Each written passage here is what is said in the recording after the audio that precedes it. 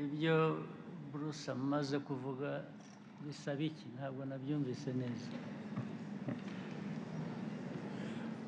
Monetization ya social media y'imbuga nkoranyambaga. Ikibazo rero abantu bahura nacyo mu Rwanda ni iki? Kuki ugomba kwita undi muntu w'ahandi kugira ngo ukore amafaranga utari umunyarwanda? Ikibazo ni iki?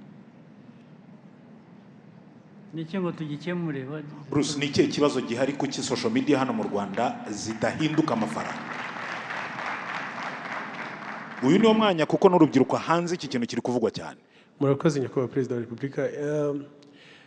Kugira ngo umuntu akorere amafaranga ku mbuga nkoranyambaga hari ads, publicité zinyuraho.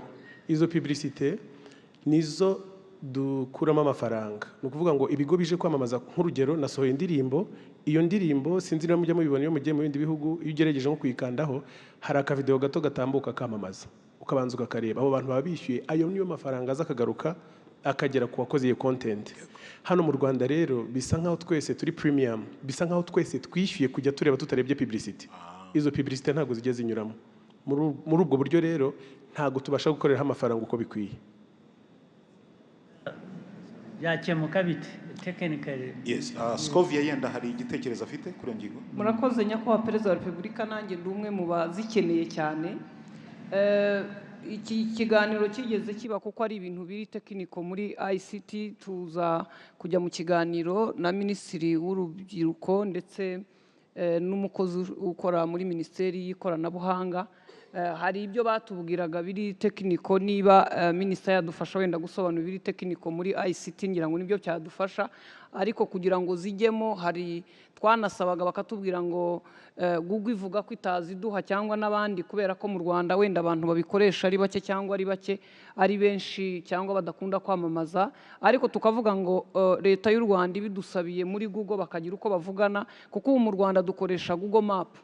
Niba Google Map nshobora kuyikoresha nkayobora umuntu aho ntuye ntamuyoboye ku giti cy'umwembe, ni ukuvuga ngo na ads zishobora kuza. Niba ICT badufasha mu buryo buri tekiniko badufasha.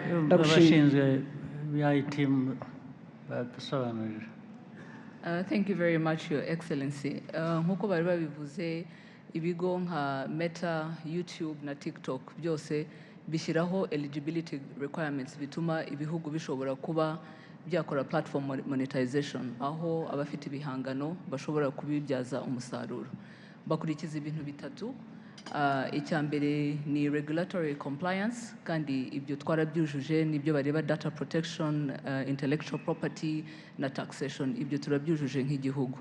Icya kabiri bareba nkuko Bruce Melody yarabivuze ni volume of advertisements. Ni ukuvuga ngo dufite abantu benshi bashobora kuba bakwadvertisinga kuri izi mbuga nkoranyambaga, bikadufasha bikadufasha kugira ngo uko tuzamura iyo volume ya advertisement n'aba local content creators bagire percentage bashobora kubonaho, ari naho ngira ngo tukiri hasi kuri izo volumes. Ngira ngo ntanze urugero, biba bisaba nibura hagati ya igice cya miliyoni na miliyoni y'amadolari ku kwezi in terms of volumes of advertisement kugira ngo igihugu gishobore kuba cyaba eligible.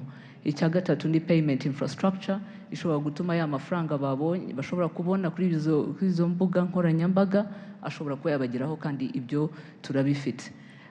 Ari ibyo bigo byose nkuko nabivuze twavuganye nabyo, ni ukuvuga ngo hariho ibintu bibiri aho batubwira ati turimo turabikora, bagenda banashyiraho ibihugu bitandukanye babyongera mu mubare w'ibihugu biri eligible, ariko bikanasaba ko natwe twashyiramo imbaraga kugira ngo the volumes of advertisement coming from our private sector and companies ishobore kuba yazamuka kugira ngo tube eligible. Murakoze.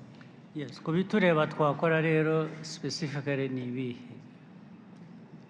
Hari ibyo bireba abo bandi Google n'abandi, hari byaba bitureba, ni ibiki tudakora twakora kugira ngo kuva twatangira kuganira nabo ibitureba twarabikoze, ari izo regulatory compliance zabayeho, ngira ngo dushyiraho na ririya tegeko rya data protection n'ibijyanye na intellectual property, ibyo byose birahari. Payment infrastructure zirahari, ubu ngira ngo ahasigaye hakeneye ko twashobora kuba twabyaza umusaruro izo mbuga nkoranyambaga no kuzamura iyo advertisement base. Murakoze cyane. Twayizamura duteze